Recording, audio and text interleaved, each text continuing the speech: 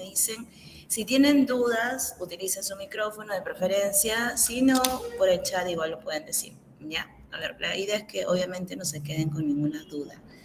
Vamos a ver, entonces, ¿qué tenemos hoy día del tema? ¿Ya has revisado tu material? A ver.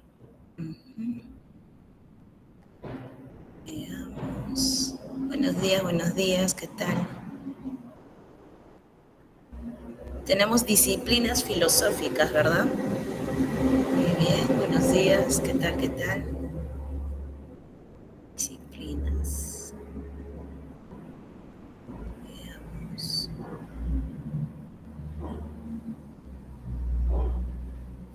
Ya está. ¿Me dice si se ve bien? No, o no. Ya, bueno. Veamos, vamos repasando entonces lo siguiente. Hay actitudes frente a la realidad, diversas actitudes que hay que diferenciar una de otra. Tú ya has tenido por lo menos una clase de filosofía y si no, vamos igual, no desde el inicio, desde cero, y hay que distinguir ciertas actitudes frente a la realidad que se nos presenta. Por ejemplo, tenemos en primera instancia la actitud espontánea. ¿Qué quiere decir esto? Es una actitud eh, intuitiva, una actitud sin más cuestionamiento acerca de la realidad que se te presenta. Es esa actitud que te hace aprender conocimientos sencillos, cotidianos, que te van a ayudar para poder desenvolverte, desarrollarte en la vida, ¿no? No hay mucha ciencia en ello, como podríamos decir. Son saberes que pertenecen al sentido común. Bien, son conocimientos, como dice ahí, que se vinculan con nuestros sentimientos, nuestros impulsos, nuestros intereses. Ciertas cosas que nos sirven de manera útil, práctica, para poder desenvolvernos. Aquello que resulta de ese tipo de actitud frente a la realidad se conocen como saberes cotidianos, vulgares o saberes básicos, ¿no? Sin mucha ciencia, como te decía. Por ejemplo, todos sabemos que hay que hervir el agua, por ejemplo, ¿no? Para poder tomarla. ¿No? Es un saber que no necesita mucha preparación y nada, ¿no? No nos enseñan ni en el colegio siquiera, ¿no? En la casa, nada más. Listo, una actitud espontánea, ¿no? Saber que el día viene después de la noche. No hay mucha ciencia tampoco en eso. Hay personas que, podríamos decir, se conforman con esas explicaciones del mundo, ¿verdad? Hay personas que simplemente se quedan en ello aquello que les permite vivir o les es práctico. No investigan, no van más allá de. Por ejemplo, la que sí haría eso sería la actitud científica. La actitud científica no se contentaría con saber que el agua hierve a 100 grados o que se necesita hervirla para poder tomarla. Diría, ¿no? ¿Y qué pasaría si a 5.000 metros sobre el nivel del mar hervimos agua? ¿Herviría a la misma temperatura? ¿O siempre en todas partes se necesita hervir el agua para poder tomarla? Se hace cuestionamientos acerca de el conocimiento no cotidiano que llega a nosotros, que puede parecer una verdad sin cuestionamiento, pero en que en realidad podemos ir más allá de. La actitud científica entonces es más racional, utiliza aquello que justamente es nuestra facultad que nos diferencia de los demás animales. ¿Cuál es la facultad que nos diferencia de los demás animales? ¿Cuál será? ¿La capacidad de qué? A ver, ¿qué me dice? ¿Qué capacidad nos hace distintos de los demás animales? Y un filósofo ya por ahí, uno de nuestros primeros filósofos, nos diría, ¿no? Justamente somos animales, pero ¿de qué tipo? Muy bien, hacer chistes. Pensar, pensamiento, lenguaje, la razón, ahí está, racionales, exacto. ¿No? De hecho, el pensamiento es un resultado de esa racionalidad y el lenguaje también, ¿no? Ahí está, muy bien. Hacer chistes. ¿Saben que las personas que justamente tienen esa capacidad, ¿no? De hacer bromas es porque tienen cierta inteligencia, ¿no? Notoria, la capacidad de hacer chistes, de hacer bromas, ¿no? Hace que las personas tan serias pueden que no tengan un nivel tan, o sea, alto o considerable de inteligencia. Es un distintivo, dicen, de las personas inteligentes, hacer bromas. Bueno, Entonces, volviendo acá, esa segunda actitud que es la científica, tiene otras características también que te he puesto acá como selectiva. ¿Selectiva qué es? Obviamente es elegir una parte del todo, seleccionar. Y esta característica es importantísima porque frente a la actitud filosófica, que es la que aquí nos interesa, justamente es todo lo contrario. Mientras que la ciencia estudia una parte del todo, la filosofía va a estudiar el todo. Bien, la ciencia es limitada, en cambio la filosofía es totalizadora, es universal. Donde haya conocimiento, hay una tarea que hacer, ¿no?, a nivel filosófico. Todo lo que implica conocimiento, porque precisamente tú ya sabes que la filosofía es amor al conocimiento, amor a la sabiduría, amor a Sofía, ¿no? Entonces, donde haya conocimiento, hay filosofía, hay amor, hay una oportunidad de anhelar ese conocimiento, ¿no? La ciencia, en cambio, no. La ciencia es práctica, la ciencia se limita a lo que se puede verificar o comprobar en la realidad. La filosofía no necesariamente, no.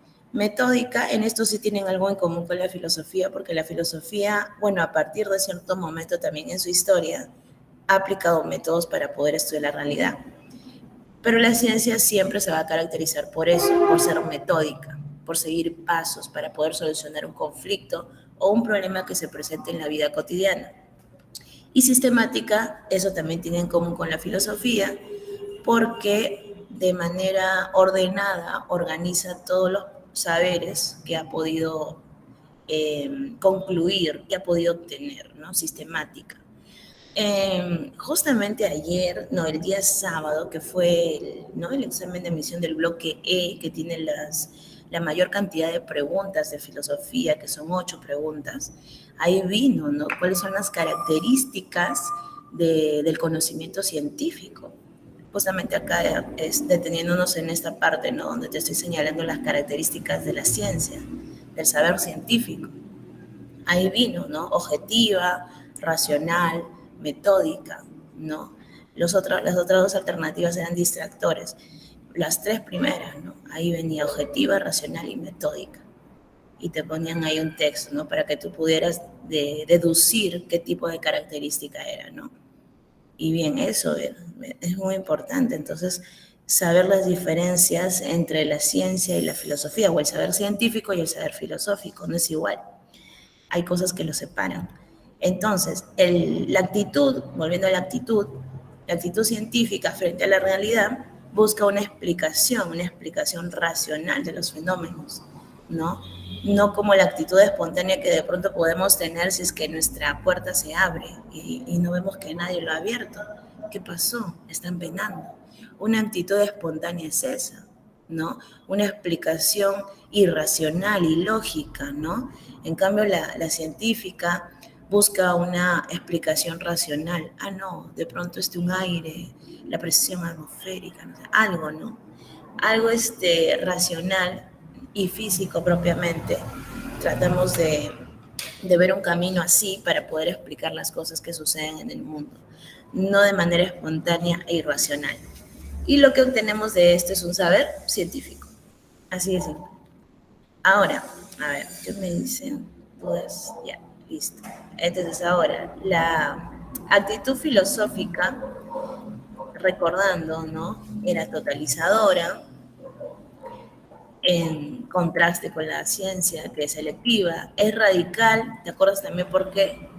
Porque va a la raíz, ¿no?, de los saberes, a la raíz del asunto, como se dice, las bases, ¿no? La filosofía se pregunta, ¿no?, desde ahí. No es un conocimiento superficial de las cosas, es un conocimiento profundo, por eso se dice radical. Bien, ¿qué más? Es racional, obviamente, y en eso también se tendría algo en común con la ciencia, porque la ciencia también es racional, la filosofía también lo es. No hay un saber filosófico que no sea racional, porque es algo que hemos llevado a cabo mediante el ejercicio de nuestras facultades racionales, de nuestro pensamiento, de nuestro lenguaje, ¿no?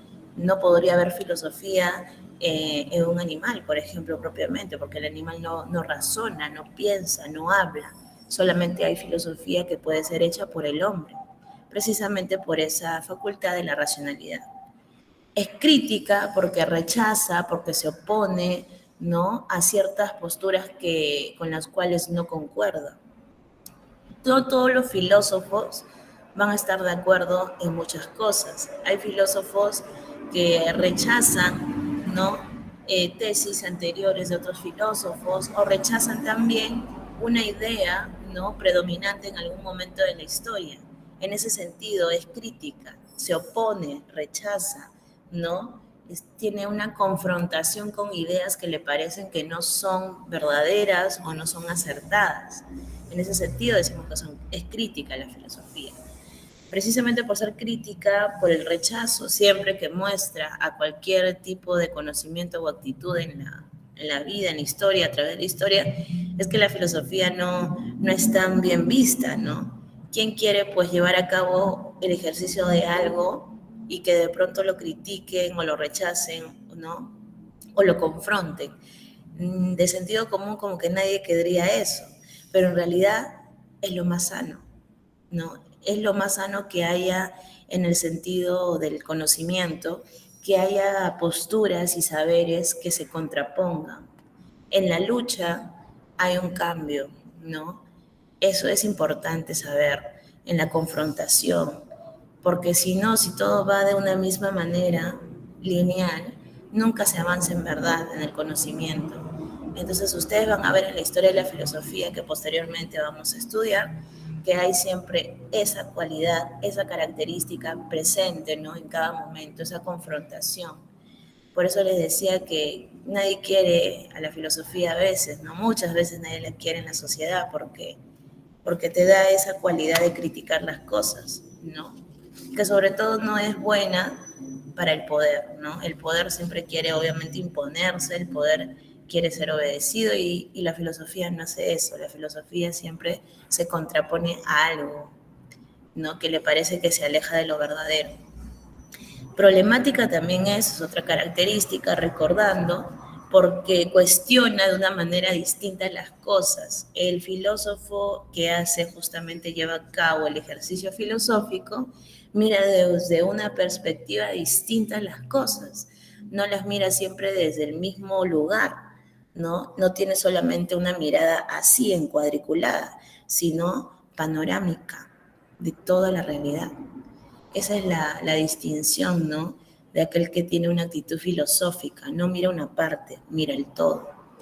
Y por eso mismo tiene la ventaja de poder cuestionar de una manera distinta las cosas, ¿no? Por eso decimos que es problemática. No siempre establece problemas nuevos, ¿no? Sobre todo desde el campo ético, ¿no? En la ética, que estudia la moral, que estudia las normas, los valores, ¿no? Hay muchas acciones hoy en día que se critican, ¿no? Y que antes quizás eran muy normales. Antes era muy normal que la mujer, por ejemplo, estuviera, ¿no?, supeditada al ámbito doméstico, que la mujer no estudiara, que la mujer solamente sirviera para hacer hijos o administrar el hogar. Antes era muy normal, ¿no? Siglo XX, siglo XIX, más aún. Pero desde los últimos años en adelante hasta hoy en día, ¿no?, se ha problematizado esa situación de la mujer. ¿Y por qué la mujer también no puede estudiar? Y ya ha estudiado, y en los últimos años se prepara. Y hay incluso, ¿no?, mayor número si vemos en los exámenes de admisión, mayor número de postulantes mujeres también, ¿no? Las mujeres, entonces, gracias a esa problemática que se ha armado en cuanto a la moral, es que ha ido ganando un espacio, ¿no? Entonces, eso yo les decía, ¿no? Es importante ver desde otra perspectiva las cosas, cuestionar, problematizar, y ahí viene el cambio, y ahí viene el desarrollo, como diríamos. Si no, no avanzamos. Si es siempre de una misma manera, ¿no?, la visión de las cosas. Entonces es problemática también la filosofía. Un ejemplo de filósofo problemático que siempre cuestionaba, siempre preguntaba, era el gran Sócrates, ¿no? Y es que siempre el cuestionamiento viene de la ignorancia de algo, y Sócrates siempre decía, ¿no?, solo sé que nada sé, decía, ¿no? Entonces el que no sabe, obviamente pregunta, y el que pregunta y pregunta mucho, a veces es muy, ¿no?, no es bien visto en la sociedad. Ay, este preguntón, dice, ¿no? Pregúnteme, problemático, ¿no?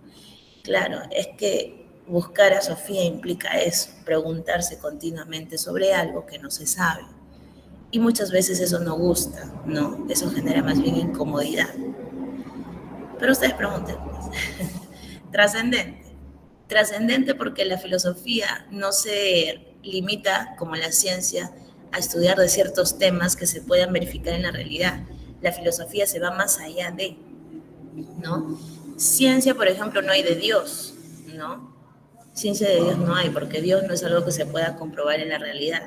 Ahora bien, la filosofía habla de Dios, en algún momento de su historia sí. Hoy en día no es un tema pues central e importante en la filosofía, pero en algún momento de su historia sí lo fue, ¿no? Habló de Dios, habló del alma, del espíritu, del ser, ¿no? Entonces, donde hay conocimiento posible de algo, ahí la filosofía puede aparecer. Por lo tanto, sus temáticas no se remiten a cosas concretas que podamos ver en la realidad, como el hombre, por ejemplo, no se remite a eso. También puede estudiar conocimientos que escapan a nuestra experiencia, ¿no? A nuestra experiencia concreta. Por eso decimos que es trascendente. Y sistemática, ya te había dicho, porque ordena y organiza, ¿no? En un sistema de ideas todos los conocimientos que se van adquiriendo. Todo eso me da como resultado el saber filosófico. Ya está. 3 actitudes. Ahora, justamente siendo el tema de hoy, las disciplinas. A ver, ¿qué me dicen? ¿Todo bien? Dudas. ¿Todo estaría bien? Bien. Listo, avanzamos. Acá está. En cuanto a disciplinas filosóficas, bien, son también llamadas ramas filosóficas. Yo te había dicho que una de las características de la filosofía es que es totalizadora o universal, o sea, estudia todo lo que es el conocimiento. Ahora bien, para un estudio más profundo, detallado de cada aspecto del conocimiento, tenemos aquí, ¿no? Ramas de la filosofía que se distinguen por su objeto de estudio, ¿no? Para hacer más posible, no más práctico el estudio de, ¿no? Pero cada una de estas disciplinas se va a encargar justamente de estudiar un aspecto distinto, pero no se va a limitar a eso, ¿no? Sino que se va a especializar. Lo que va a promover hoy en día más que todo es la especialización y el conocimiento más detallado, ¿no? En cada aspecto del saber. Ahora, ¿qué tenemos por acá? Tenemos la metafísica. ¿Qué es la metafísica? También se le llama ontología. La metafísica estudia el ser. Meta significa más allá de. Física, todo lo que se relaciona con la realidad física, la realidad natural. Entonces, ¿cómo sería? Más allá de la realidad natural. Más allá de la realidad natural hay una realidad no física, obviamente, una realidad inmaterial, ¿no? Donde podrían tratarse temas como el espíritu, el alma, cosas que no puedo aquí conocer directamente por mis sentidos, pero que sí puedo entender por mi razón, ¿no? Metafísica estudia el ser, el ser. ¿Tú puedes ver el ser? No, nadie puede captar el ser de algo, porque el ser de algo es como la esencia de algo, ¿no? Aquello que le da vida podría ser, ¿no? Y eso no es algo que se capte con los sentidos, sino con la razón, ¿bien?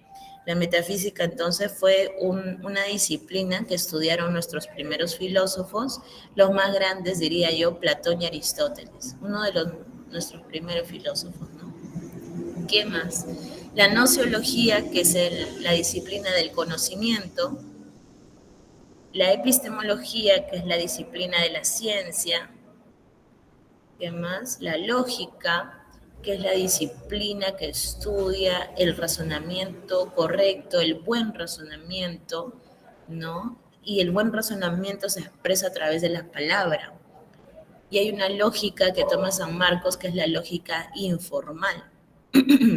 La lógica que se expresa en palabras o en un lenguaje cotidiano, ¿no? Hay una lógica formal que se expresa en un lenguaje matemático, ¿no? Ustedes han visto P y Q, P o Q, Entonces, uno, ese tipo de expresión matemática es parte de la lógica formal, ¿no? Pero parte de la lógica informal es expresar no a través de signos, sino a través de las palabras como tal, el lenguaje natural se utiliza ahí en la lógica informal. Y para que lo tengan más claro, por ejemplo, te menciono las falacias que también ha venido, ¿no? El día domingo en admisión, el día de ayer, ¿no? Falacias como, por ejemplo, ¿no? Si lo dice el pueblo, ¿no? ¿Qué dice el pueblo cuando dicen los políticos, ¿no? Que son los que más utilizan las falacias, ¿no? La voz del pueblo es la voz de Dios cuando dicen eso, ¿no? Esa es una falacia llamada ad populum, ¿no? Parecen, parecen verdades, no es que sean mentiras, no son mentiras las falacias, sino que son razonamientos no lógicos, sino psicológicos, ¿no? Nos convencen porque a nivel psicológico parecen, ¿no? Parecen verdaderos y se valen de ciertos mecanismos para justamente parecerlos, ¿no? Por ejemplo, en ese caso que yo te he dicho, ¿no? La voz del pueblo y la voz de Dios, ¿no? Eso es una cuestión más psicológica, ¿no? Más de que te convence por una cuestión emocional que por una cuestión racional. Ahí viene una falacia, ¿no? Que es el tema de la lógica, que es uno de los últimos temas que seguramente vamos a ver nosotros también en una clase aparte. Bien. Y si por ahí conocen de otra falacia, ahí me dicen también, para poder tenerlo más claro. Bien, la lógica. ¿Qué más tenemos ahí? La ética apareció. Ética, ética, ¿qué será ética? La ética es el estudio de la moral, como te había mencionado, ¿no? Con el caso de la mujer, por ejemplo, ¿no? La ética reflexiona las normas, reflexiona los valores, reflexiona la manera en cómo nosotros actuamos, ¿no? Es una reflexión más que todo.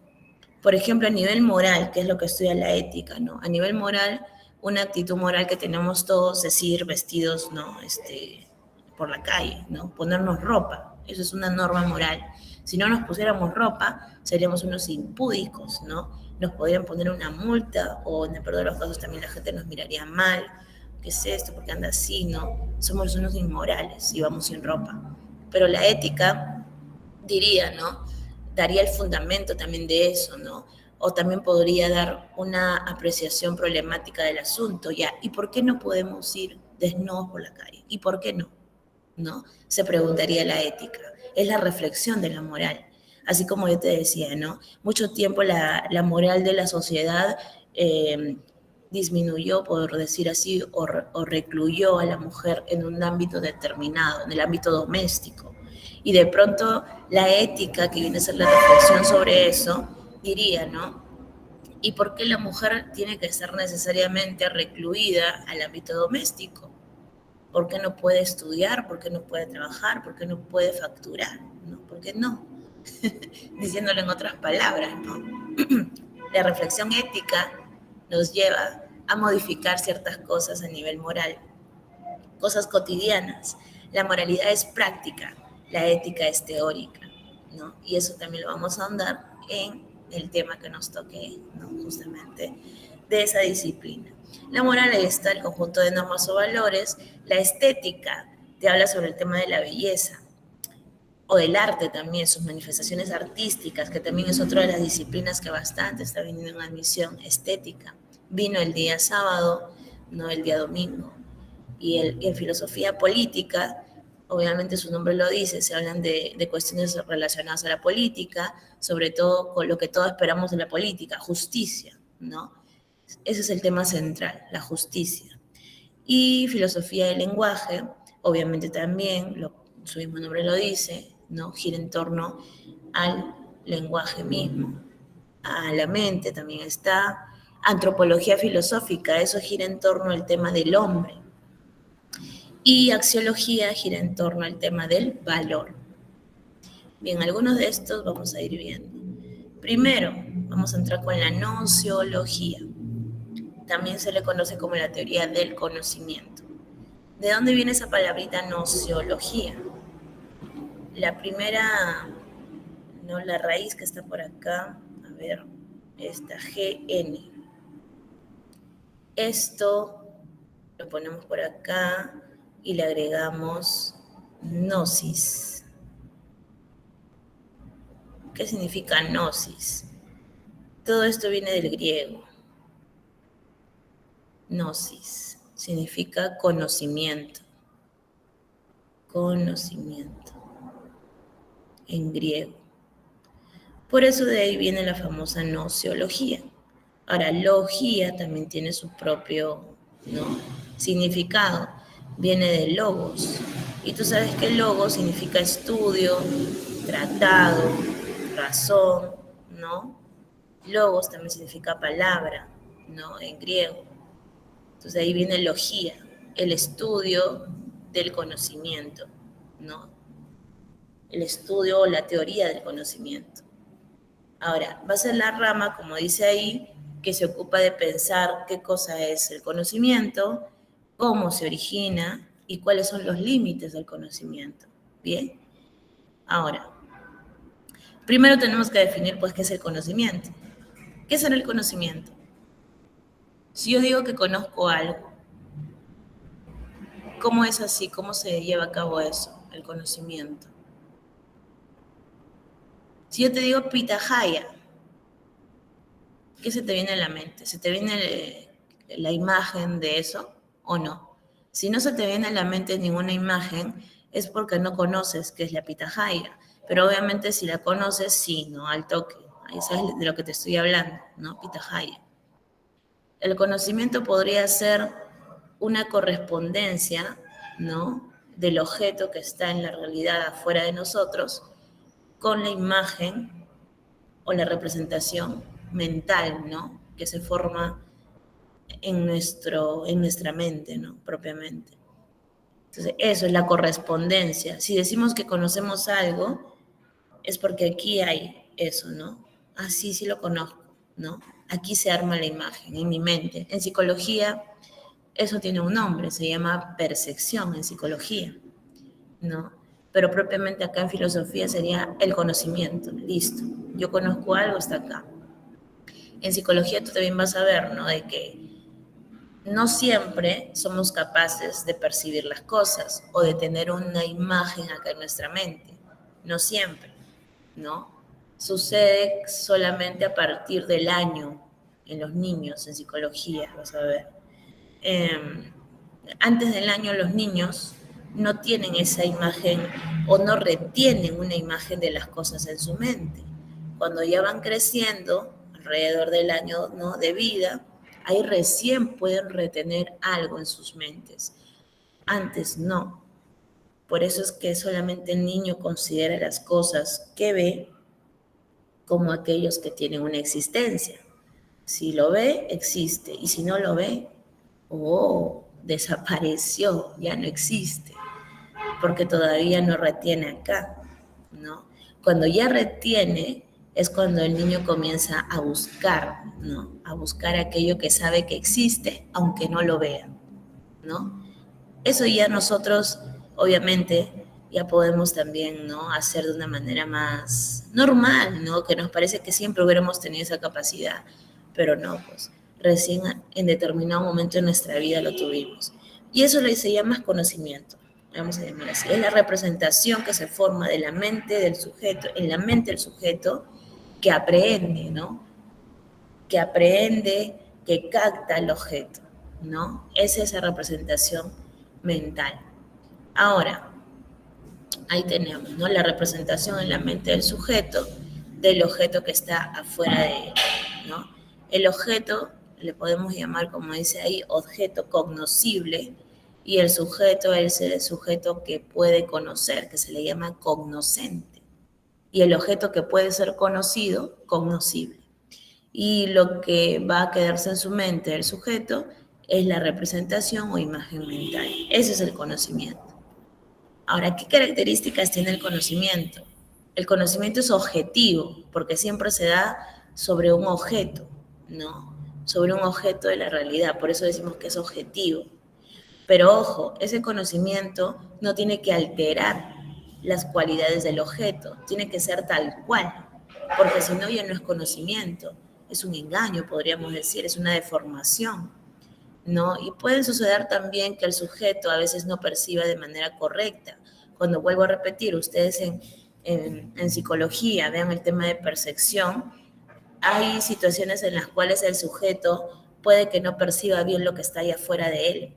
¿Por qué? Porque puede que el sujeto, no sé, a ver, tenga inanición, no haya comido hace una semana, puede que no haya dormido también hace una semana, puede que no haya tomado agua, está deshidratado, puede que tenga fiebre, más de 40.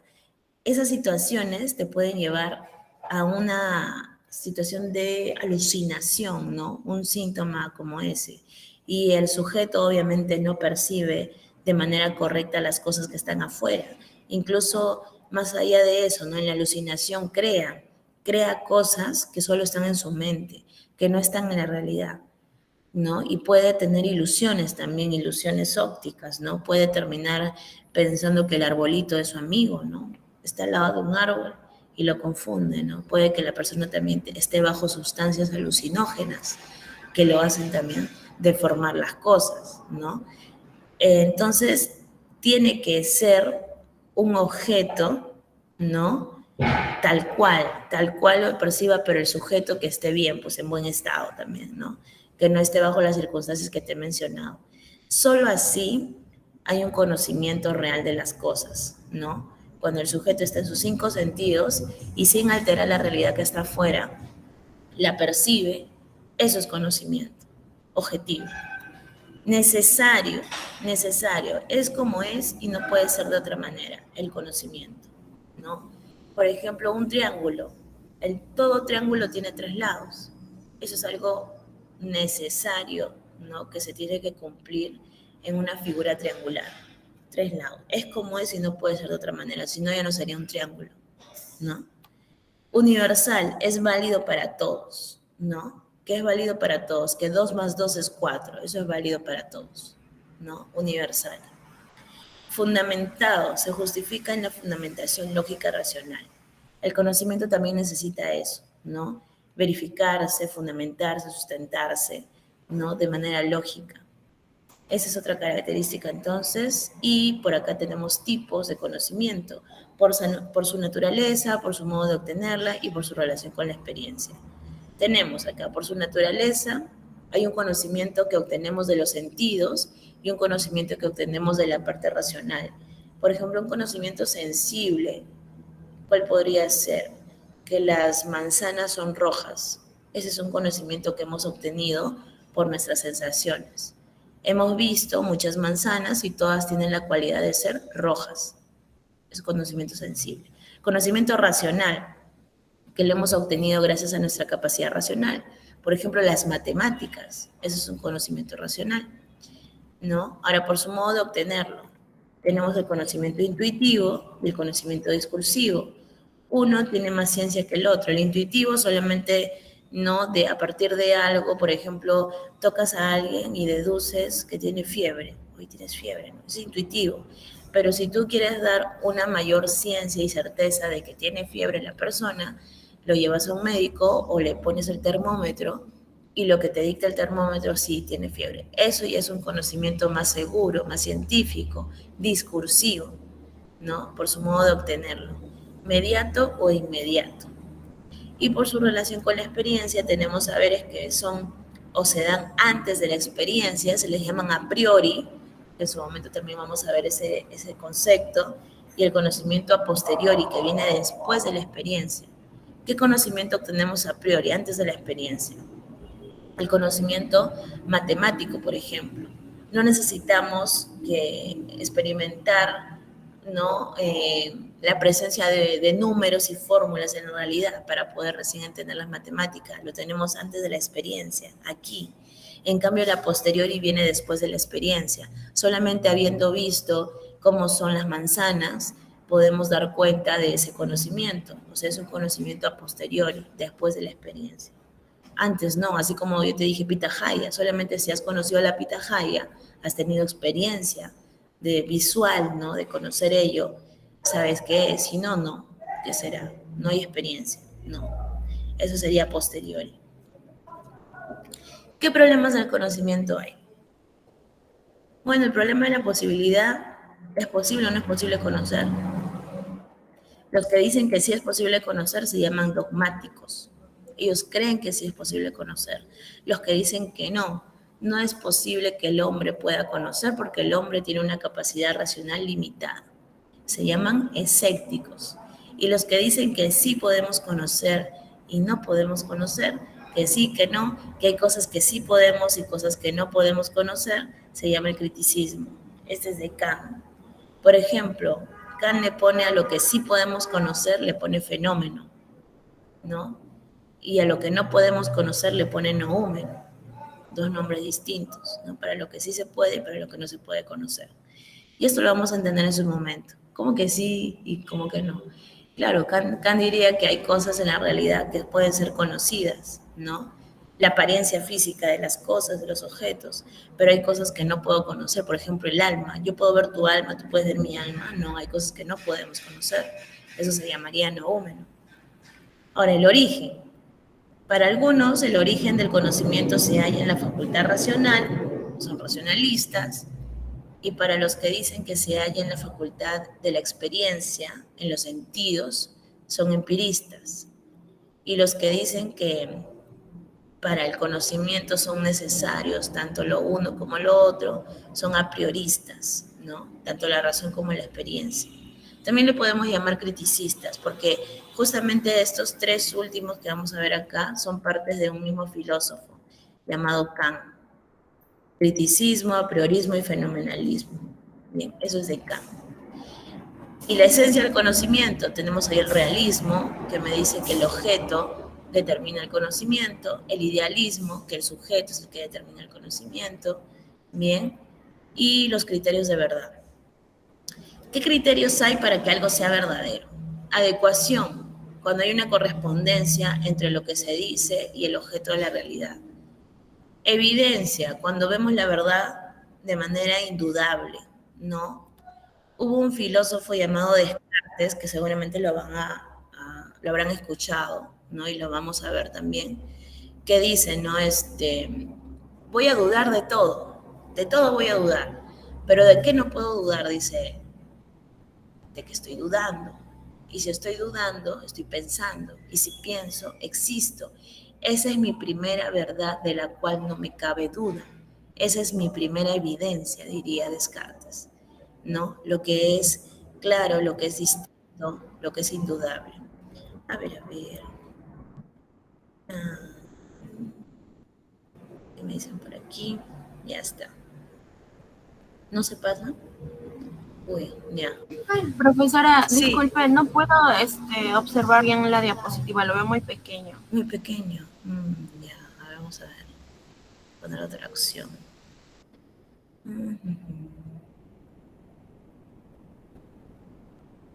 Ya. Vamos a poner acá.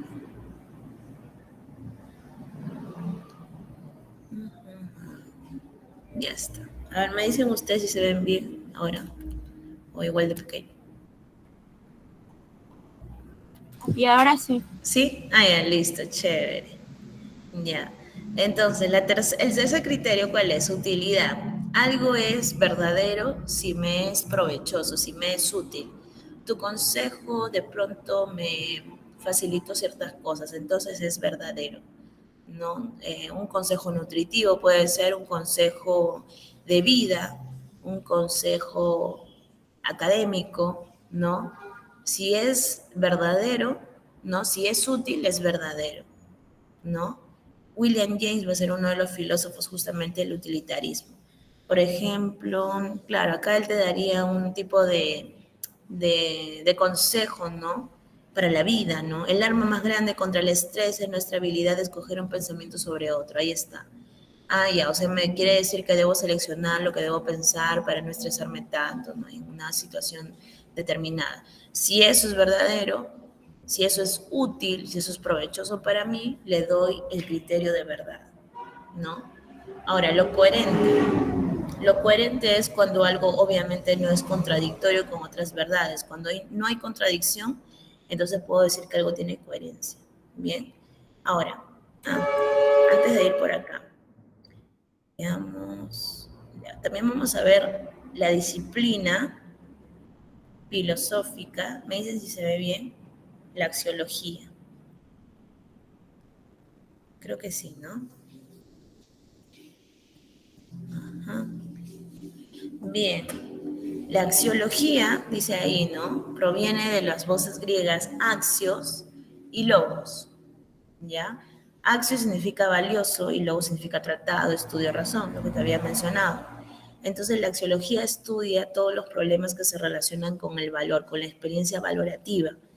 Recuerda que todos nosotros somos seres valorativos. Desde que nos hemos levantado en la mañana y nos hemos visto en el espejo y hemos visto a las demás personas, hemos hecho juicios de valoración, ¿no? Ay, me veo despeinada, ay, me veo mal, me veo bien, ¿no? O cuando hemos estado comiendo nuestro desayuno, ay, qué rico está esto, o ay, qué feo está esto, ¿no?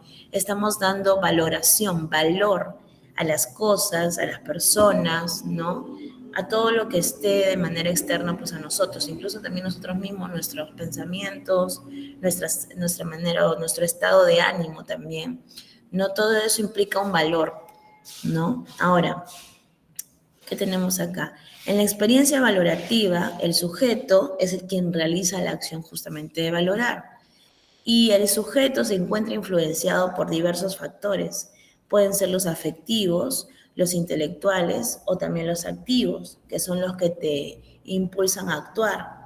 Afectivos, ¿no? Puede ser que como uno está ilusionada o enamorada, ve de una determinada forma a alguien, ¿no? Entonces, ahí involucra los afectos en la valoración de algo de alguien. Me acuerdo que yo vi una película así, tipo, era como tipo animada, pero era de una adolescente, ¿no? Y la adolescente cuando, bueno,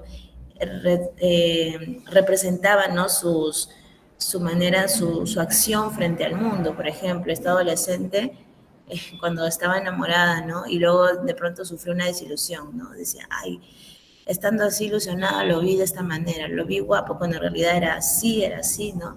Ya se le pasó la ilusión. Uno a veces cuando tiene, ¿no? ese factor afectivo, ¿no? Por otra persona, ve como se dice, al más feo lo ve bonito, lo ve Brad Pitt, ¿no?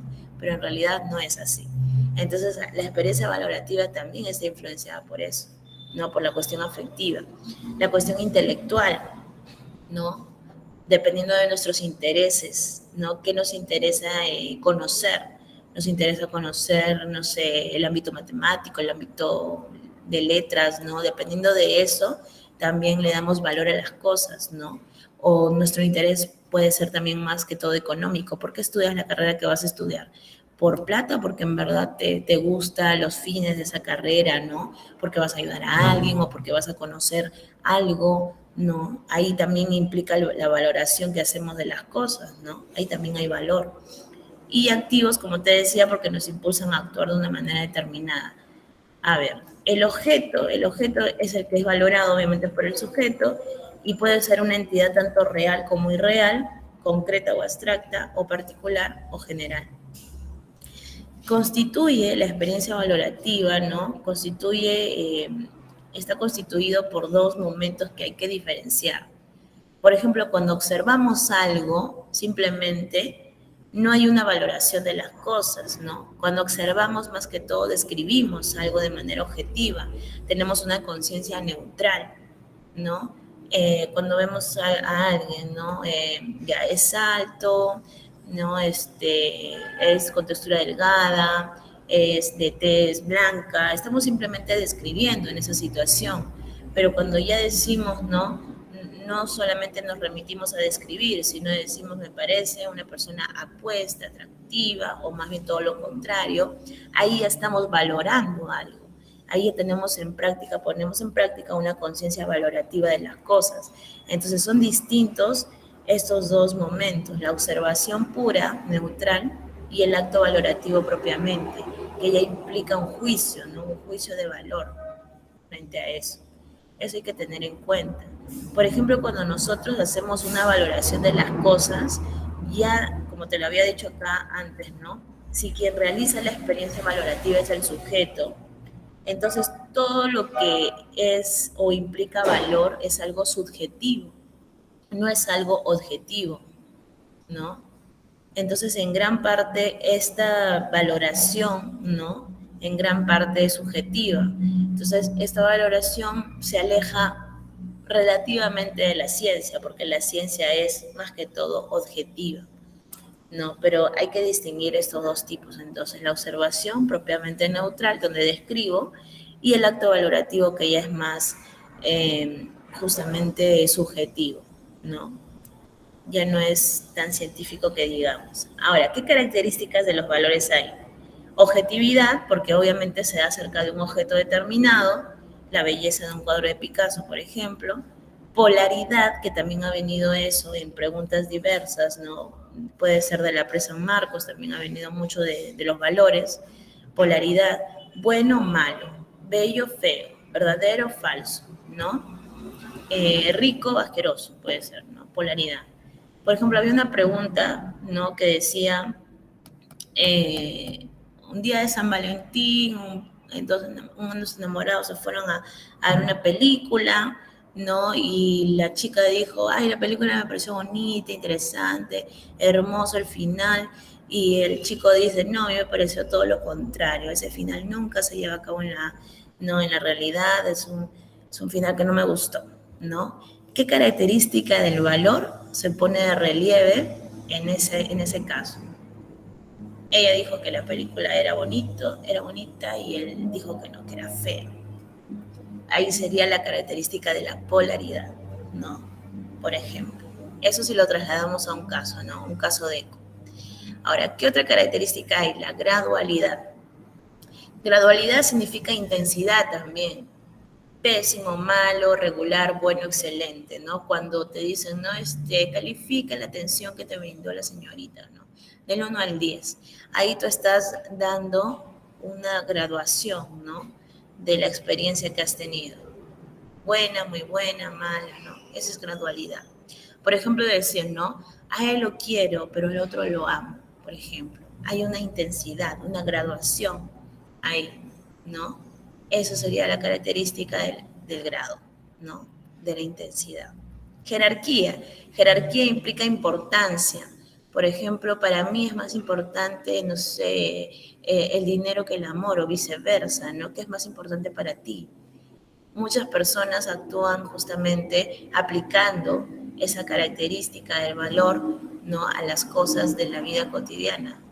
La jerarquía es la importancia, ¿no? La justicia por encima del dinero, o el dinero por encima de la justicia, también para los que reciben coimas. Ellos, por ejemplo, ¿no? Predominan ellos, la parte económica. O cuando vas a elegir una carrera también nuevamente, predomina más en ti la parte económica que la parte, pues, no teórica, puede ser, ¿no? O viceversa también, ¿no? Hay quienes, por ejemplo, ustedes han visto en los exámenes de admisión la cantidad de postulantes para esta última fecha que ha habido para los chicos del área B, el área B, sí, el área B, si no me equivoco, donde están las ciencias puras, ¿no? Está biología, está química, computación científica, microbiología, ¿no? Casi nadie postula esas carreras, ¿no? Son ciencias puras. O sea, de lo que en los demás rubros, en el área A, en el área E, en el área D, en el área C, ¿no? De las ingenierías, habían como más de 3.000 postulantes, y en el área B solamente 800 y algo, ni siquiera pasaban la valla de 1.000. Poquísimos postulantes, ¿no? Por ejemplo, esas personas, esos chicos, ¿no? Seguramente tienen una valoración, ¿no? Una jerarquía en sus valores, donde la cuestión teórica es más importante que la cuestión económica. Pero ni aún así, o sea, yo diría, porque por ejemplo una carrera de biología, de química, dependiendo también el campo donde se puede aplicar, incluso esos profesionales son muy bien remunerados también, ¿no? Entonces, dependiendo también. No necesariamente una carrera pura no te da las condiciones económicas necesarias, ¿no? También puede ser. Pero bueno, ahí ya depende mucho también de lo que le interese a la persona, ¿no? Y de sus capacidades, de sus actitudes también, ¿no? Pero sí, es curioso, ¿no? La diferencia entre los postulantes que van a las carreras puras y los que van a carreras que son más aplicadas o más comerciales, ¿no? Las ingenierías, administración, medicina, ¿no? Derecho, ¿no? Dependencia, hombre bueno, cosa útil, claro, es que las características, o sea, los valores, las valoraciones que vamos a dar, no son valores así al aire, ¿no? Bueno, algo me parece bueno, algo me parece útil, ¿no? Tiene que ser de algo. Bueno, ¿qué es bueno? El hombre, ya, hombre bueno. ¿Qué es útil? Esto, ¿no? Qué bello el cuadro, qué es hermoso la obra, ¿no? Siempre es de algo, dependen los valores de algo. Y cualidad, porque no podríamos calificarlos en cantidad, numéricamente, sino como una cualidad, ¿no? Como una característica, como una facultad, ¿no? Eso es bello, eso es hermoso, eso es bueno, eso es malo, como cualidad. Y distintivo, porque en un mismo objeto también se pueden encontrar distintos tipos de valoraciones. Por ejemplo, una manzana, por su forma me puede parecer bella, estéticamente hablando, pero por su sabor, ¿no? Me puede parecer rica, sabrosa, ¿no? A nivel sensorial. Son varios distintivos, ¿no? Aspectos de una misma persona u objeto que pueden ser objeto de valoración, ¿no? En una persona, por ejemplo, yo digo que la persona es bella, por ejemplo, estéticamente hablando, pero académicamente hablando puedo decir que no es muy inteligente, puedo decir, estoy valorando, ¿no? Hay distintos aspectos, ¿no? Que se pueden valorar en un mismo objeto o en una misma persona, ¿no? Académicamente, estéticamente, ¿no? Religiosamente, ¿es una persona religiosa o no lo es también? Ahí vamos a ver la clasificación de los valores en breve. Y circunstanciales. Circunstanciales porque los valores o las valoraciones que damos a las cosas o a las personas varían, cambian de tiempo en tiempo. Antes de la pandemia, por ejemplo, el valor que las personas le daban a la salud era quizás intermedio, ¿no? Las personas quizás preferían trabajar, ¿no? Preferían hacer otra cosa que atender su salud. En cambio, después de la pandemia, podríamos decir que hay una mayor conciencia, quizás no de todos, pero hay una mayor conciencia frente al problema de la salud. Ahora la gente se hace sus chequeos, ¿no? Se preocupa de comer bien, comer balanceado, comer sano, ¿no? O hacer ejercicio, es porque ya tiene una valoración distinta, ¿no? Acerca de la vida, pues, ¿no? De lo vital. Y eso cambia de tiempo en tiempo, así como en el ejemplo dice acá, ¿no? En la Edad Media, en lo religioso tenía que ver con la santidad. Hoy en día más bien tiene que ver con lo vital, ¿no? Más importante es la vida. La gente en vez de irse a una misa, por ejemplo, un domingo, prefiere irse de viaje, ¿no? Para poder desestresarse, para poder estar bien, ¿no? Un valor vital, le da mayor preferencia a la vida, ¿no? Que a una cuestión religiosa, por ejemplo. Cambian de tiempo en tiempo los valores. Es cierto eso, ¿no? Porque un domingo, por ejemplo, no sé quiénes han ido a misa. Ya no, antes yo me acuerdo hace 20 años, por ejemplo, ¿no? Las iglesias llenas estaban repletas, no había ni espacio ya para sentarse. Hoy en día te vas a una iglesia y no necesariamente, a menos que sea un evento, pues, no terminado, ¿no? Y no, más bien están vacías casi. Es porque el valor de las personas ha cambiado con respecto al tema religioso. Ahora otras cosas son más importantes, ¿no? Bien, la naturaleza del valor. Hay diversas teorías que te hablan del origen del valor. Una de ellas es la teoría objetivista, que te dice que el valor depende del objeto, por eso se llama objetivista. Ahora, el valor depende del sujeto en la teoría subjetivista, es decir, el sujeto puede tener una valoración distinta frente a algo, ¿no? O distintos sujetos frente a algo determinado. Puede que, no sé, un chico determinado, a tres amigas les parezcan, a una le parezca guapo, a la otra no, al otro feo, horrible, ¿no? Y así, cada quien tiene una valoración distinta. Eso es una teoría subjetivista, no el valor de algo depende del sujeto, ¿no? Del valor que esta persona le dé a otra persona o a una cosa determinada. Por ejemplo, claro, el dinero, por ejemplo, para algunos puede ser importante, para otros no. ¿No? ¿Dónde se origina el valor que le damos a eso? En el sujeto. Y si no, depende del objeto y a eso objetivista. Y hay otras más, como la teoría relacionista, que los valores surgen como reacciones entre sujeto y objeto. No es que uno predomine en la valoración, sino que ambos, ¿no? En la interacción de ambos se da esto del valor, ¿no? De la cosa, del objeto. Y el escepticismo sociológico o emotivismo sostiene que la palabra valor es un término desprovisto de sentido propio, ¿no? Que esto depende mucho de la emotividad, ¿no? Del sujeto. No depende, no es algo tan objetivo que digamos, ¿no? No existen las valoraciones, dice, solamente es parte de la emoción del sujeto, nada más, que puede ser cambiante también. Básicamente, comprender las dos primeras. El sujeto, ¿no? De él depende el valor o del objeto. Básicamente son esos dos. A nivel estético también vamos a ver otro. Sensoriales, clasificación de los valores, ¿no? Aquello que es agradable o desagradable a mis sentidos. El caldo de gallina es delicioso, por ejemplo. Ahí estoy haciendo una valoración sensorial. Si yo digo valoración vital, ya, para mí es muy importante el deporte, mente sana y cuerpo sano. Vital, todo lo que favorezca la vida. Un valor económico, elegí la carrera de Derecho porque los abogados ganan mucho dinero, por ejemplo. Es una valoración económica. Tu valoración social, cuando te indignas por algún tipo de injusticia que ha ocurrido en la sociedad. No, tienes una valoración social. Y éticos, cuando te indignas también, pero por algún tipo de, ¿no? de falta de principios, ¿no? Que también se ve en la sociedad, como mucho ocurre con, no, con los políticos, nos indignamos porque ellos faltan muchas veces a sus principios, a sus valores, ¿no? Sería una cuestión ética. Y estética cuando, como te decía, ¿no? Para nosotros, no sé, el hombre más feo puede ser más guapo, ¿no? Estéticamente hablando, ¿no? Mi novio es el hombre más bello de todos, por ejemplo, ¿no? La belleza tiene que ver ahí, en la parte estética. O mi perrito, ¿no? Mi perrito es muy bonito, ¿no? Cuando hay esos certámenes de perritos, ¿no? Que es más bonito también. Ahí tenemos una valoración, obviamente, relativa a la belleza, estéticamente hablando. Teóricos es cuando dice, estudiaré filosofía para conocer la verdad. No hay otro fin que no sea la parte, pues, intelectual, ¿no? En el teórico. O biología, o química, ¿no? Voy a estudiar esto para dar cuenta, ¿no? De la clasificación de virus y cuáles son más peligrosos y tal, tal. Es un interés más teórico, ¿no? Por eso yo digo, los que se van para el área B seguramente deben tener ¿no? Un objetivo más teórico que otra cosa, ¿no?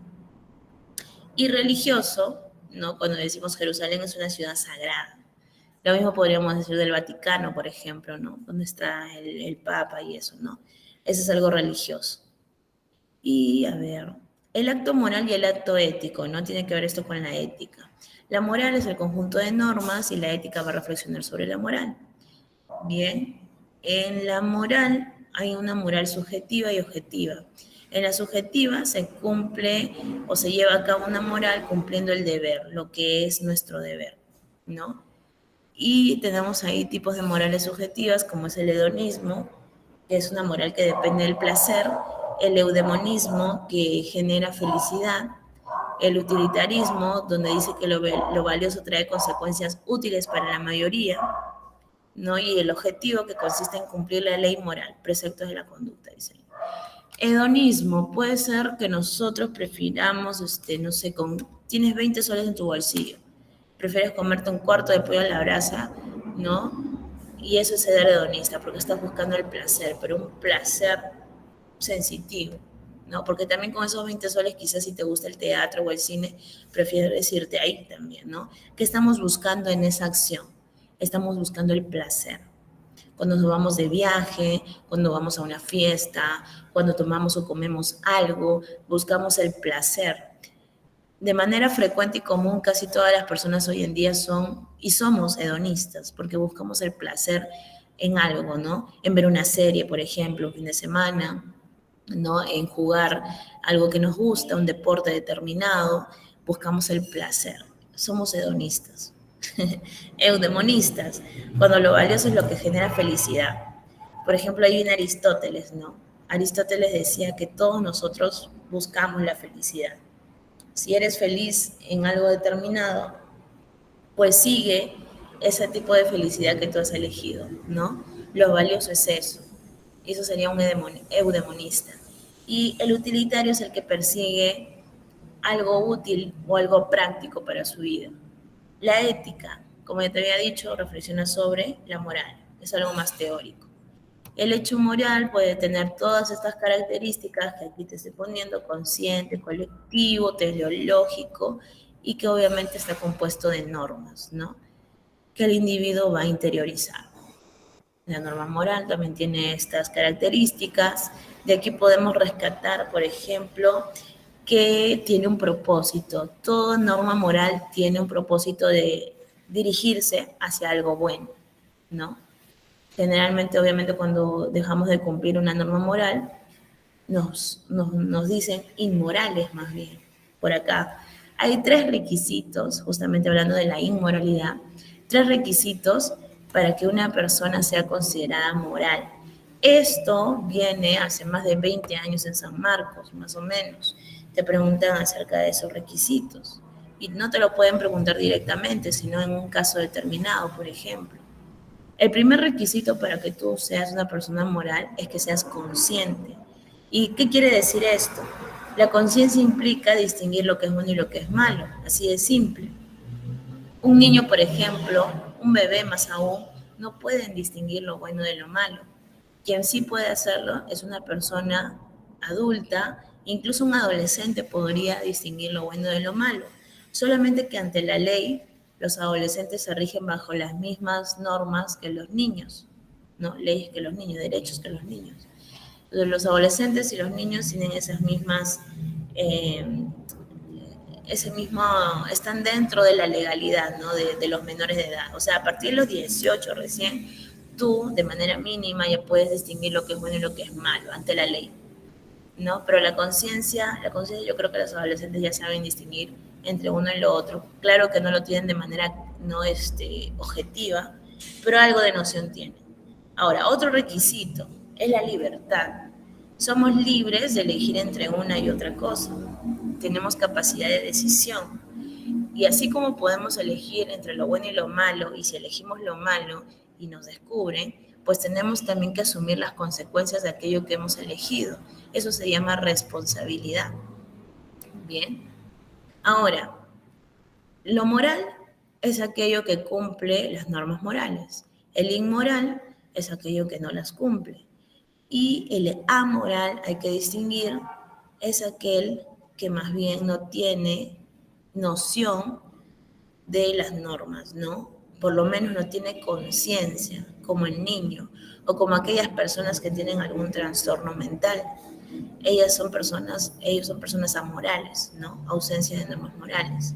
Por eso de pronto tú habrás visto en las películas, ¿no? Cuando el culpable que ya es encontrado como tal aduce qué cosa, locura, ¿no? No aduce que tiene algún tipo de trastorno, para que justamente las leyes en ese caso no lo procesen como una persona normal y consciente. Porque cuando hay conciencia hay delito, pero si no hay conciencia no lo hay. Por eso es que los jóvenes, los adolescentes, que yo te decía, ¿no? Pueden saber lo que es bueno y lo que es malo, pero ante la ley son personas que no lo saben, no distinguen, son amorales. Por eso ¿no? Cuando los atrapan, por ejemplo, no robando o algo así, no los envían a una cárcel, los envían a un reformatorio, ¿no? Porque todavía no se rige para ellos todo ese peso de la ley, de la sociedad, porque no tienen conciencia, son amorales. Por eso muchas veces ustedes habrán escuchado, ¿no? En las noticias, en los policiales, ¿no? Que toman a adolescentes para que ellos roben, ¿no? Cometan atracos, asesinatos, porque a ellos la ley no les cae de la misma forma que a una persona adulta, ¿no? Precisamente por esta característica de la amoralidad. No tienen conciencia, dice la ley, ¿no? Bien, y un poquito de historia de ética, ¿no? Ahí tenemos a Sócrates, con su famoso intelectualismo ético o moral. Sócrates decía que la gente que actúa de manera errónea, mala, ¿no? Lo hace por ignorancia. ¿Qué ignora? ¿Qué no conoce? No conoce el bien. No conocerle el bien te hace actuar de manera equivocada, dice Sócrates. Aristóteles te dice que el fin de la vida es ser felices, ¿no? te habla de la práctica de un justo medio también. No es fácil llegar a ser alguien virtuoso, se necesita hábito, se necesita esfuerzo, se necesita disciplina. Tú seguramente, o si no, me estoy equivocando, bueno, muchos adolescentes son difíciles en el sentido de ordenar sus cosas, por ejemplo. Quizás en el simple acto de no tender su cama. ¿Tu cama está tendida o no está tendida? ¿Has tendido hoy día? ¿Qué dicen las literaturas no motivacionales? Que por lo menos te formes un hábito de tender tu cama, algo tan simple y sencillo, por lo menos si no tienes esa costumbre, si siempre tienes no te gritan por eso siempre, no tienes ni tu cama, te dicen, ¿no? Ya, por lo menos hazlo 21 días seguidos, ¿no? Y después de eso, dicen, ¿no? Las literaturas de motivación, se te va a hacer un hábito, ¿no? Por lo menos llega a eso, a 21 días, seguiditos. Y ya siempre lo vas a hacer, porque se forma un hábito, una costumbre. Y la costumbre hace que se forme en ti algo bueno, pues, ¿no? En este caso, ser ordenado, ¿no? Lo mismo acá con Aristóteles casi, ¿no? No te dice que 21 días, ¿no? Necesita para ser virtuoso, pero sí te dice que te formes un hábito de las cosas. Solamente así vas a poder llegar a ser alguien bueno, ¿no? Virtuoso, por ejemplo, generoso, ¿no? Aristóteles dice, no te pases a los extremos, ¿no? Los extremos son malos. Entonces, ¿tú has visto en eso ¿no? En las botellas ¿cómo se llama? Las bebidas alcohólicas, pues, ¿no? En la parte de atrás dicen, tomar en exceso es dañino. Eso es aristotélico. Aristóteles dice que todo en exceso es perjudicial, es dañino, ¿no? Entonces, por ejemplo, yo quiero ser generoso, pero ser generoso implica que yo le dé todo lo que tengo a las personas. Eso me estoy en un extremo, que es el despilfarrar las cosas. Y ser generoso tampoco implica ser tacaño, pues no, yo veo que el generoso, que fue muy generoso, ya se pasó de generoso y le fue mal. Ah, entonces no voy a dar nada, ¿no? También te estás yendo al otro extremo. La idea es manejar un equilibrio, ¿no? Es difícil eso, dice Aristóteles, pero se logra con el hábito, con la costumbre, ¿no? Entonces no es fácil ser felices tampoco, ¿no? Aunque todos buscamos eso. San Agustín decía que el bien supremo era Dios y Kant finalmente te habla de una moral, de dos tipos de morales, la moral autónoma y la heterónoma. ¿Y cómo es esto? Bueno, te pongo un ejemplo, ¿no? Estás en la calle, ves a un ancianito, ancianita que necesitan cruzar la pista y los ayudas. Los ayudaste porque en verdad te nació hacerlo o porque estabas buscando algo a cambio. Una propina quizás, ¿no? Ya, pues deme algo, ¿no? Le ayuda a cruzar. ¿Qué estás buscando en eso? En verdad, hacer algo que tú sabes que es bueno o porque buscabas algo más.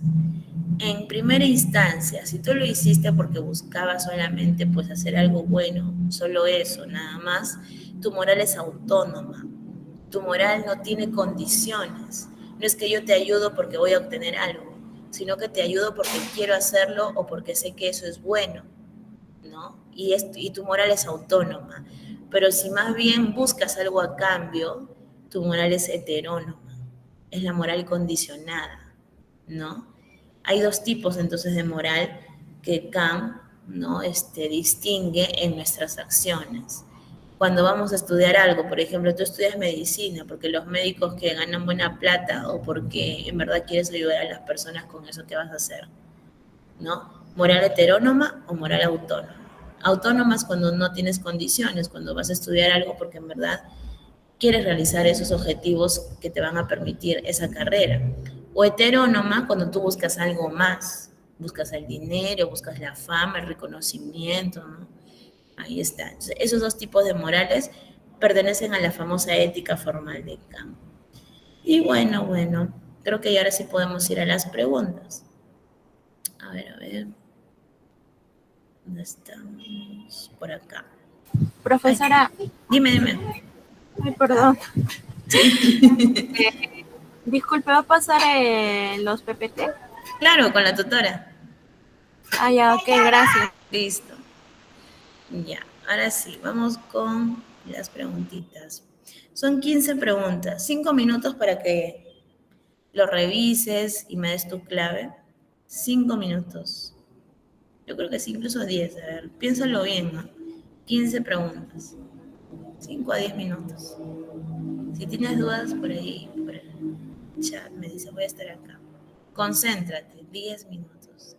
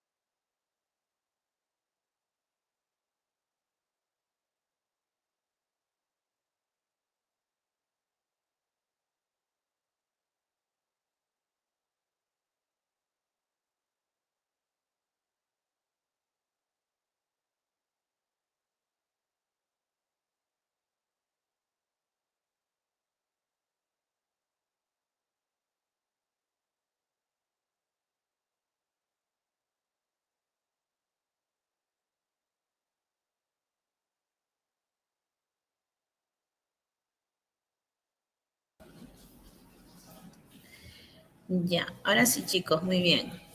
¿Qué han respondido? Número 1. ¿Qué han puesto acá? El acto de conocer tiene como esencia, ¿qué cosa? ¿Cuál es la esencia del conocimiento? Aristóteles decía, que es uno de nuestros grandes filósofos, que conocer, el conocimiento, es una de las necesidades del ser humano, ¿no? Una de las cosas, así como necesitamos comer para sobrevivir, también necesitamos conocer. Todos perseguimos de manera natural el conocimiento, por una necesidad. Sería la A aquí. El acto de conocer tiene como esencia esto, la necesidad. Aprehensión es aprender o en el sentido de tomar, de obtener, ¿no? Como esencia eso, no. El acto de conocer, recordemos que también filosofía es un anhelo del conocimiento, pero ojo, el filósofo no es un sabio, el filósofo, a pesar de que conozca muchas cosas, no necesariamente va a poder decir yo sé de todo. El filósofo es consciente de que a medida que va avanzando en el conocimiento, también hay cosas que no puede conocer, hay cosas que aún no conoce y que quizás nunca podrá conocer. Es decir, el conocimiento para el filósofo es algo que no va a poder tener del todo, sino que es algo que continuamente va a ir buscando, siempre algo nuevo, ¿no? Pero no necesariamente todo el conocimiento es el que va a tener el filósofo. Un sabio, alguien que se dice sabio, sí, puede que sí crea que tiene todo el conocimiento, por lo tanto no es lo mismo uno que otro, ¿no? Y que lo vamos a ver en otra clase, donde se diferencia eso, en nuestros primeros filósofos que son Tales y Pitágoras, que por ahí quizás pueden tener alguna noción. Bueno, entonces el acto de conocer tiene como esencia la necesidad. Ahora, el hombre tiene conocimiento de la realidad, mientras que el animal que tiene. Si nosotros cuando conocemos algo, yo te decía, ¿no? Cuando vimos el conocimiento, ¿qué es el conocimiento? Es la correspondencia entre el objeto que está ahí afuera y la representación que hacemos en nuestra mente. Y para que haya habido acá, haya sido posible de que en nuestra mente se arme una imagen, una representación, ha sido necesario que nosotros, porque solamente nosotros podemos hacernos una representación de las cosas, ¿no? O sea, conocemos algo y lo retenemos por un tiempo ilimitado en nuestra mente, ¿no? Y eso ha sido posible porque nosotros biológicamente hablando, nuestra naturaleza es racional. Si no fuera por esa capacidad racional, no podríamos retener las cosas en nuestra mente, cosa que no puede hacerlo un animal. Un animal puede conocer en el sentido de obtener a través de sus sentidos, ¿no? Información del mundo, pero no necesariamente el animal hace lo mismo que nosotros. Se representa en su mente una imagen, ¿no? O si lo hace pero por un tiempo limitado. En cambio, el hombre no, el ser humano no. Porque gracias a la memoria, gracias al razonamiento, a la inteligencia, podemos retener por más tiempo ello, ese conocimiento. O sea, en realidad nosotros somos la única especie, ¿no?, que realizamos o que llevamos a cabo el conocimiento. En cambio, los demás animales que no tienen raciocinio, ellos solamente tienen información del medio, nada más. Información que viene a ellos a través de sus sentidos. No solamente nosotros somos sensitivos, también somos racionales. Y es por eso que tenemos conocimiento de las cosas, no solo información. 3. La posición relativista acerca del conocimiento. ¿Qué es el relativismo? El relativismo dice, ¿no? Por ejemplo, había un sofista, no era filósofo. ¿Y qué era un sofista, profesora? Bueno, eran de aquellos que se creían sabios, ¿no? Los maestros, los que tenían todo el conocimiento en sus manos, se creían ellos, ¿no? Los sofistas. E iban enseñando lo que sabían a los demás, pero cobrando algo a cambio, ¿no? Que el filósofo no cobraba, no necesariamente. El filósofo persigue a Sofía por un amor incondicional, ¿no? Sócrates es ese filósofo que nunca cobra por lo que hace, simplemente porque también considera que no sabe nada. Entonces, ¿cómo va a cobrar por algo que no sabe, pues, ¿no? Pero en cambio estos sofistas sí, esos sofistas son los que aportan a la filosofía de alguna forma, a pesar de no ser filósofos, aportan una postura o una posición relativista. El sofista dice, ¿no? No hay un conocimiento universal de las cosas, hay un conocimiento relativo. Las cosas son como me parece a mí, como te parece a ti, a ti, a ti. O sea, no hay un conocimiento único. Cada quien tiene su propia verdad, si eso se te hace más familiar, ¿no? Cada quien piensa de la manera que le convenga pensar, ¿no? Y listo. Eso es relativismo. Ahora, esta posición acerca del conocimiento es una forma de qué? De dogmatismo, de criticismo, de escepticismo, materialismo o dialéctica. Si cada quien piensa de una manera determinada, es porque cree también a su vez que no es posible que todos pensemos de la misma forma. No es que algo nos parezca a todos de la misma forma, ¿no? Igual, cada quien piensa a su manera. Eso quiere decir también que no creemos que haya una verdad absoluta, ¿no? Dudamos de una verdad para todos por igual. El que duda, el que desconfía, es el escéptico.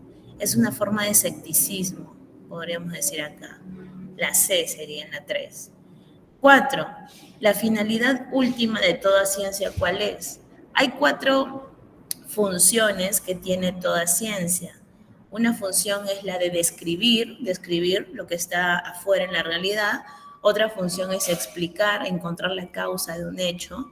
Otra función es predecir, anticipar que algo ocurra, pero de manera lógica. Y la cuarta función es aplicar, y tiene que ver mucho con el campo de la tecnología, aplicar la parte teórica, científica, a la parte práctica, de tal manera que nos sea útil y provechoso a todos nosotros. Esa es la parte aplicativa. Ahora, dice, ¿cuál es la finalidad última de toda ciencia? No es aplicar, la finalidad última de toda ciencia es explicar, encontrar la causa de. Esa sería explicación, la D. 5. La lógica es una ciencia de qué tipo. Dentro de las ciencias, ya, hay una clasificación. Hay ciencias, ¿cómo las llamamos? A ver. Ciencias abstractas, si queremos decirlo así también, o ciencias puras, y ciencias que no son abstractas, que son más bien concretas. Por acá las abstractas le vamos a poner ciencias formales. Una ciencia formal abstracta, ¿cuál sería?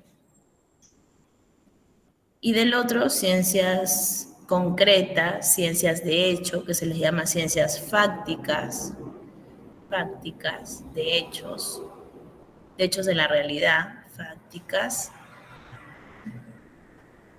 Las ciencias formales o abstractas, por ejemplo, aquellas que podemos llevar a cabo solamente por el ejercicio de nuestro pensamiento, de nuestro razonamiento, una de ellas es la matemática, las matemáticas. En cambio, las ciencias fácticas o de hecho hay de 2 tipos, las que se realizan en el ámbito social y las que se realizan en el ámbito natural, social y natural. Uno tiene que ver con el hombre en sociedad y otro tiene que ver con el desarrollo mismo de la naturaleza. Por ejemplo, en el ámbito social tenemos la historia, la geografía y la economía, la psicología también. Son ciencias sociales. Y las ciencias naturales, fácticas naturales, son las que tienen que ver obviamente con la naturaleza, por ejemplo, la física, la química, la biología, ¿no? Son ciencias naturales. Química, física, química y biología. Ya está. Ahora, la lógica, ¿qué tipo de ciencia es? Aparte de las matemáticas, la lógica también está acá. Lógica. También es algo abstracto. Ya, entonces sería una ciencia ¿de qué tipo? Sería una ciencia formal, la C. Ahora, la física, ¿qué tipo de ciencia es? ¿Es fáctica? Sí es fáctica, pero si tenemos acá otra alternativa más cercana que es la natural, esta sería la C también. La historia es un tipo de ciencia social, ¿no? ¿Tenemos social? Sí tenemos social. Es fáctica, pero es social. Y la 8. ¿Qué filósofo sostiene que la postura que reconcilia el empirismo y el racionalismo? ¿Te acuerdas que vimos en el conocimiento el problema de la posibilidad?